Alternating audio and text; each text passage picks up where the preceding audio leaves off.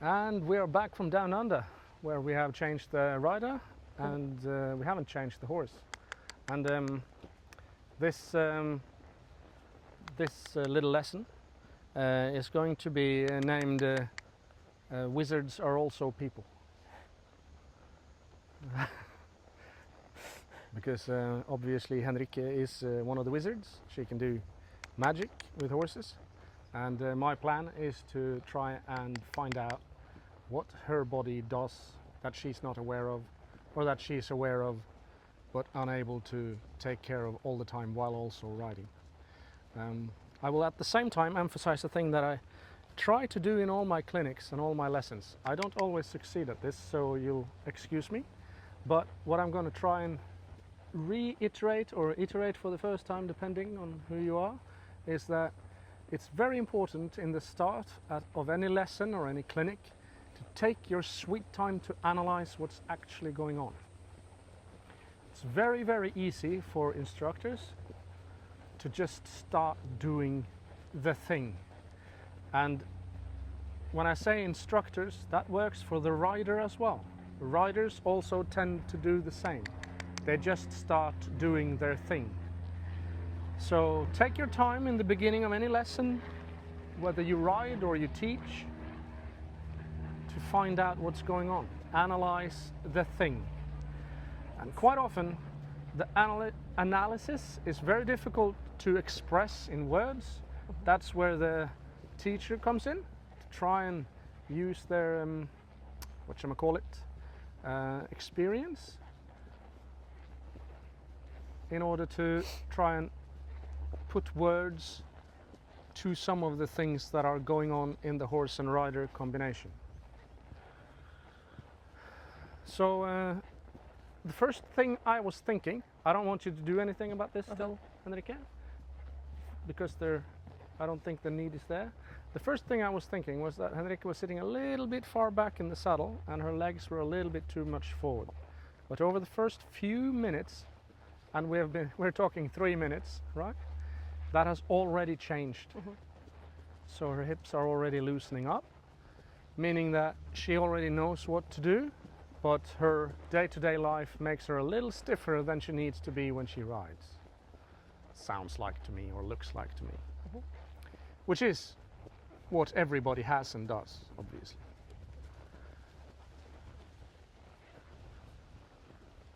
So I'm still just having a look at what's going on, and I'm waiting for something obvious to happen that makes it so I know what I need to ask, or find something that can challenge Henrikke in what she's doing. But the horse is still changing, and she's still changing too, towards a better shape and outline. There's still fairly good energy in the horse. Shoulders are looking to come more loose. The shape is good. So I'm still just waiting. You'll see, like, to your point you were saying before, a lot of people often want like a plan ahead for what they're going to do in their lesson. Yep. Or in their ride. A lot of people often set themselves up for disappointment in their own ride because they haven't planned already of what they're going to achieve that day. Yep. This is something I never do when I ride. Yep. Unless I'm specifically going for a particular training section where where we're all going to particularly work on doing certain target exercises, or like all that kind of thing, like different. But that is different. That means practice. Yes. And we're not training or analyzing at that point. But in a ride, I get on my horse and then I spend the first many minutes just feeling, analysing how the horse is today. Yep. Not how the horse was yesterday and last time I rode. Yep. But what do we need today to get to what we want. And today, first thing I felt when I got on was that the horse felt forward and loose. That's not typical for him, so that's testament to a lot of good riding that's been happening by students and things recently too, which is fun. Yep. But he also felt wobbly and disengaged immediately, like when I got on. So what I needed to do for me, or the immediate thing that I went, okay, so first thing I need to do to be able to warm up properly here is to get a bit more engagement from those hindquarters while we also continue with that looseness and forwardness that has been worked on here, because we need both. So that's where I'm warming up, and then I'm going, okay, so where is my body in that? Where do I need to place myself? Where am I tight? And I can be absolutely sure that Pella's going to find more and poke further at the things that, yes, I may already know in my head, but maybe something is tightened up more. There's always there's always more, always more. And Pella has been teaching me my whole life since a preteen. so he knows my history very well, but and then he will know the cues very well, but he also knows how he can challenge me and how he can push me. So we will just see what we can achieve today. Yep. And it's a hot day and it's the middle of the day, so Siro's going to go, ugh, but it's fine. We're not going to work that hard. No. Well, you are. But mostly brain work. That's the hard part. We're not aiming to challenge the body with more reps or heavier loads than it normally carries, but we might challenge the central nervous system to do new things. Mm-hmm. And about that, I would like you to stop for a sec. Mm-hmm. And I'm going to adjust a little bit on you. Can you put the stick in your other hand, please? So what we're going to look at the moment, she's already moved forward in the saddle quite a bit since she started. It's really good, and she keeps moving forwards. But there's still one motion that is sort of lacking, and that is the rotation at this joint. Yes. This is a cheat code. For some riders, this means revelation. For some riders, this is just an adjustment, just a small thing. Right now I'm cramping as we speak, which is funny. So like where? Glute med here. Yeah, good. It's going to get worse. All right. So I'll try and move out of the way. So what I'm going to do now is I'm going to try and feel and lift and turn the femur, and we have to remember then that the neck of the femur goes in there and comes out like that, and then the femur comes down. So like an L shape sort of thing. It doesn't just hang straight down, and it's not a joint like the knee that moves in this way. It's got this extra thing on it, and that is what we need to do. Now I want you to relax this completely and surrender. Wasn't that the song? And then I'm gonna there you go, give you a bit of extra playroom there. Can you feel a difference? Yeah. It's weird, eh? Like it was there already, but so this rotation, so I rotate the femur inwards and lift it out, rotate, and then I check whether there's room to lift the knee out, and if it feels sort of relaxed through that. It's a little bit of tension there, but not much, and better than it was. I'm going to just do the other one too. You may want to follow, I don't know.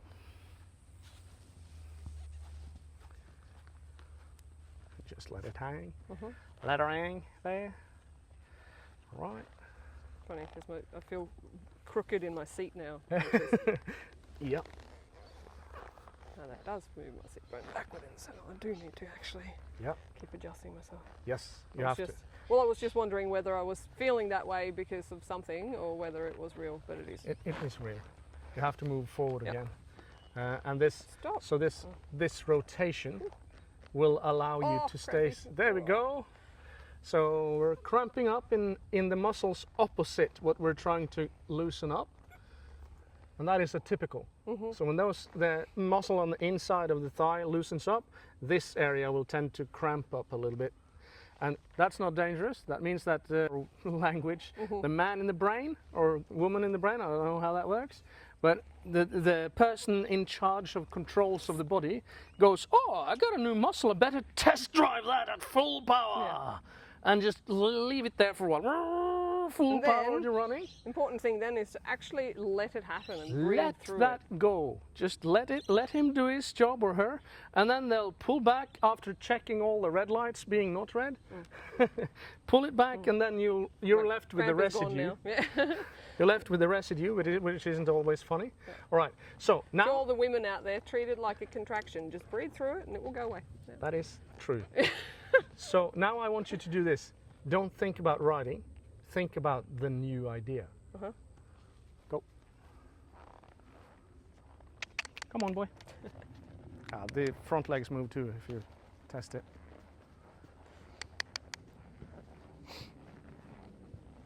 So with very experienced riders who have lots of theory down already, it's important to reiterate the need of approaching the subject matter as if it is completely new.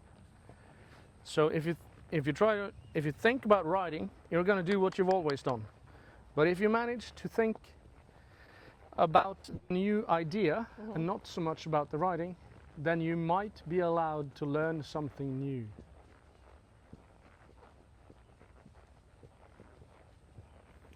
If I'm not much mistaken, it looks like Henrikke just got longer legs, I'd say. Which means that she's seated deeper in the saddle, which means again that the tension in the muscles around the seat bones is lower in general. It might be specific, it might be one muscle doing that, might be more muscles doing that, and that is, and I say this from a perspective of someone who's been looking at this for 20 years full time, it is very difficult to know precisely which muscle. But we don't need to know. That's the good thing. If we just think too need much the general about, idea. too much Alright. about individual muscles, it's Yeah. problematic. All right. So you have had a minute or two to feel that out. Can you feel any sort of difference? Yeah. Like, yeah, it's just my legs feel a bit friendlier. Your legs feel friendlier. That's a good saying. Never heard that before, but I like it. No, it's just, yeah, I've always had tight hips. So Yep. for me, like the actual dropping my legs down and back has always been really difficult. Yep. So sometimes it's a battle. Yep. Sometimes it happens easier than other times. But yeah, now it just feels like it's just a bit easier to get the weight down on the balls of my toes where they're supposed to be, Right. and balance my feet and weight in the stirrups. Yep. It is it is not very common to think about the rotational capacity of the joint in the hip, nor in the shoulder really, but both of those tend to lack in us, sadly. One of the reasons I got, what can I say, informed by that is that I've always been bad at throwing things. I'm a fairly good shot putter because that requires no rotation in the shoulder whatsoever. But if I want to throw something, the throwing, I can't do that. This motion is very difficult and it stops there. It doesn't want to keep rotating out. So I don't have the capacity to create that sling that will allow me to, I can't do the movement. It just doesn't happen, that twist through the shoulder. And that's what made me interested in that whole rotational thing. And rotation through the hips, also in the animals actually, is very, very important. So just to do a little bit of that, like when I adjust that, I don't think anything happens like mechanically. But what I think happens is that the brain goes, I'd forgot about that. And then the brain starts to rethink its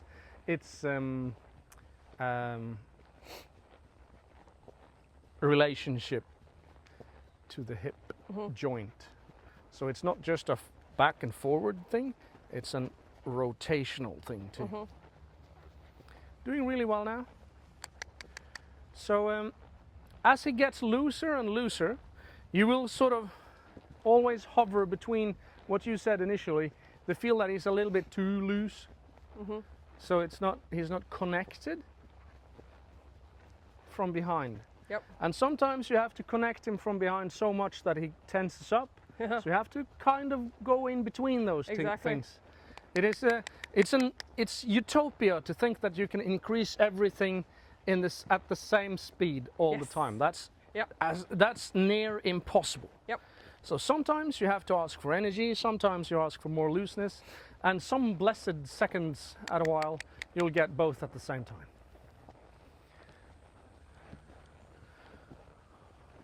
All right. So I'll have you stop again because I want one more thing. No, I'm wrong. I want two more things. I might be greedy now. Is that all right? Yep. Okay. Can you take your legs out of the stirrups, put them up on the legs up there? Yeah. I want you to find the bottom of the saddle.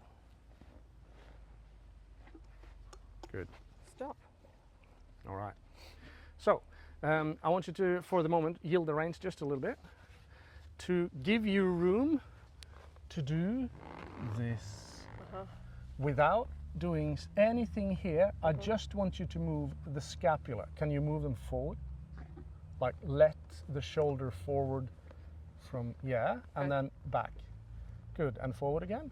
And roll them forward and back until you're more conscious of what you can do. And I want you to keep them back here where it's really unnatural. And then I want you to pull them down there, but not forward. That's the difficult part. If you manage to do that, you can sit back 3 degrees. Something like that. Now, try and take this leg down, not the other. I said I was greedy.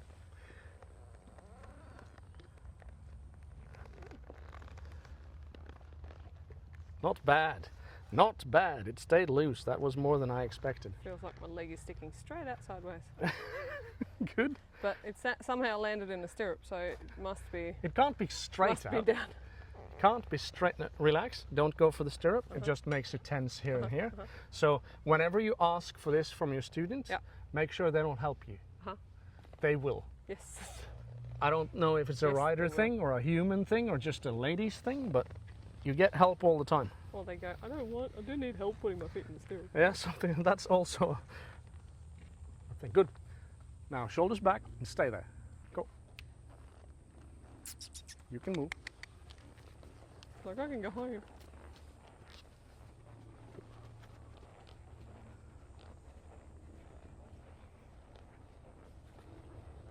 Now I want you to think about this. First, get your thoughts in here just above the pelvis. And then release everything else so that you can kind of drape around the horse. You following? Fudge cake. Sorry? Fudge cake, I said. What are you saying? Fudge cake? Yes. That's what I said. Good. Which means? Ow. Ow. Oh. Yeah, sorry. Right, so I want you to keep doing that, to drape your legs down around the horse. They just need to hang like curtains. But to do that, you will have to get something new in here, like between your buckle and the backside of the belt sort of thing. Yes. Yes. Right, that's all I want.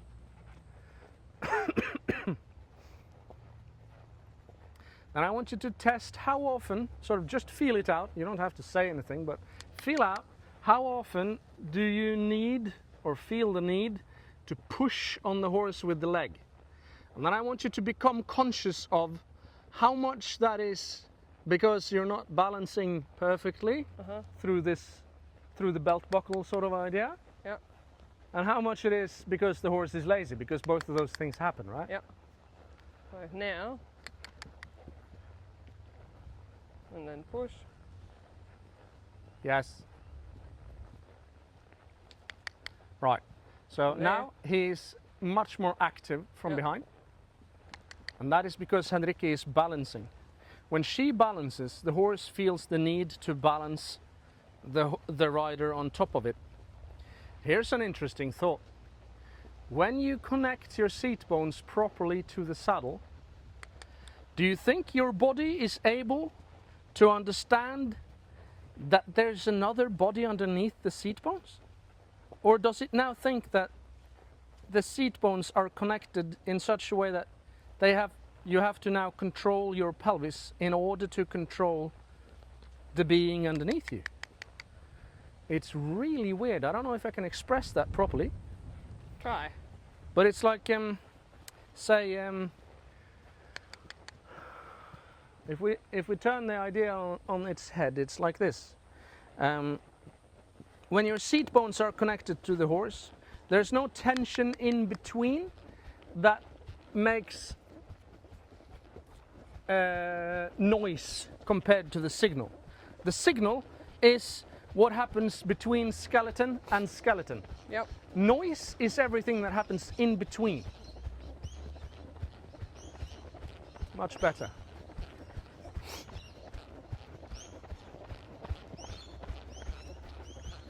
Shoulders, and then keep that lower ab thing. Yes, much better. That puts you in a deeper position. That means that all the other things they're connected. Like Henrikke said initially, that the language and the cues are there. So when I tell her to do the lower ab thing, she does 10,000 other things at the same time. Very nice. Right, like relaxing around the hip joints. Good job.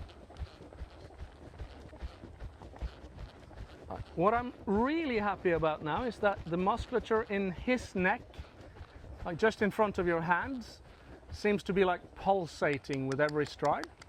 That means the muscle is working in the correct way. Yep. That's very sound for the muscle to do. Sometimes you'll see that there is no movement in the muscle, and that might be, sometimes it is because the muscle is inactive, but also sometimes it is because it's tense. And when it's moving, it's none of those two.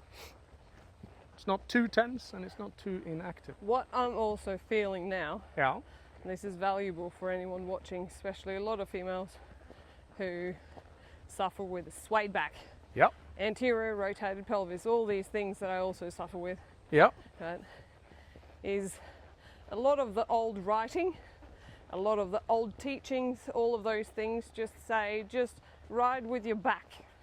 Yep. If you say that to anyone with these particular issues, I'm not going to demonstrate because I don't want to muck up what's going on. Good girl. But they do make you sway even further, rotate the pelvis even further, because it doesn't make sense yet. What's going on with me right now is that I feel strong engagement here. Yep. In a different way. Yep. Like which is what happens like when you do, like you taught this in singing techniques, in all sorts of yoga breathing and all that kind of stuff, to breathe into your back and into the large parts of your back here.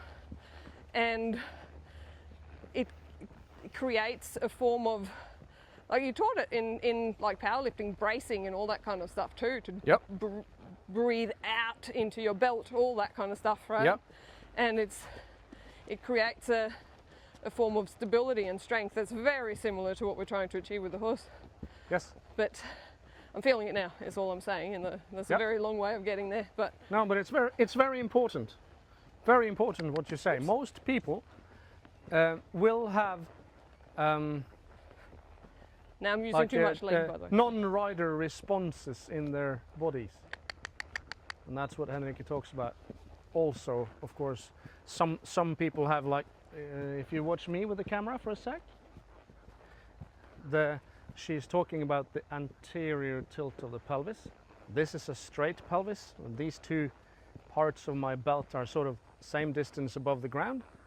This is an anteriorly rotated pelvis, and most of the time it comes with knees in as well.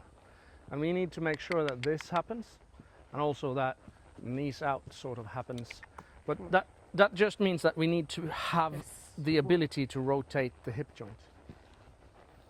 That was a very, very good explanation, and you explained precisely what, like, one of the ways to explain precisely what I wanted you to do is just what you said. I said it in another way, but that's often the way of the body. Yes. And the way of the teacher is to be able to understand what all of those different ways of explaining it, when people try to explain, oh, I feel this now. Yes. Then you will have to understand what that means. Yeah. Because it is often extremely difficult to see. Walk again. There were strides over here that were really good. And then it looked like you fell in towards your inside leg and you tensed up a little bit too much. Yeah. I would like you to, let's put it like this. If you feel him tensing up against your leg, relax the leg. Okay. Yeah, I know. Did you see that face? I think that was a thinking funny. face. What? That sounds opposite. Yeah, but if you're able to release that leg completely, the horse will then balance underneath, underneath your seat bone instead. That was brilliant. 2 really, really good strides. Release the inside leg again. Good. Good. And keep releasing it as often as possible.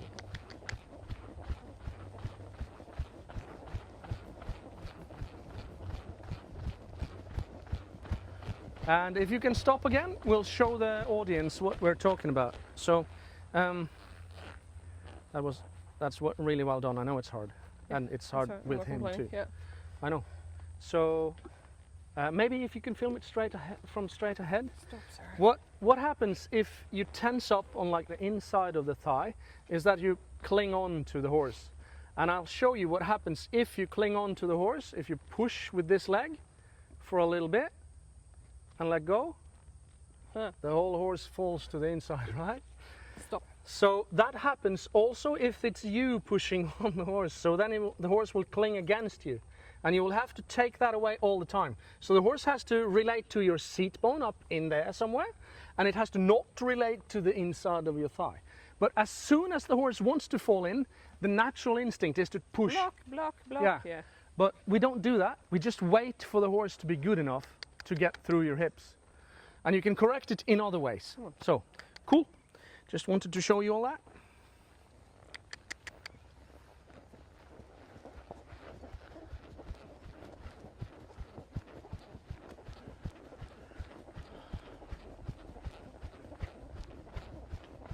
So what we have done so far is normally more than enough for a lesson. There's plenty of information. There's been feedback both ways. Henrikke has told me what she needs to do, how it feels. I have seen sometimes that the response beautiful is there in the horse as well. And I know for a fact that Henrikke can feel that. She has told me, and I can see it both in the riding and the intensity of concentration and all that sort of stuff. Good. Now it looks like you're getting close to both the looseness and the engagement at the same time. Exactly. That was really well ridden. I'm happy with my timing then. Really good. It's like you saw what was going on. Yeah, really, really nice. So, the rest of the time in a lesson such as this would normally be about questions that pop up. So in this particular case, what would happen if, or what if the horse, and questions that will pop up after a while. So normally in a lesson there will be 3 riders, and at this point I will definitely go to some other rider and work with them, because she has already understood, been able to apply and felt the result. So I'm really happy with how this is going, and it's a lot of fun to be teaching Henrikke again. Very good. I would like a little bit of walk and relax, and I think that this is a lesson.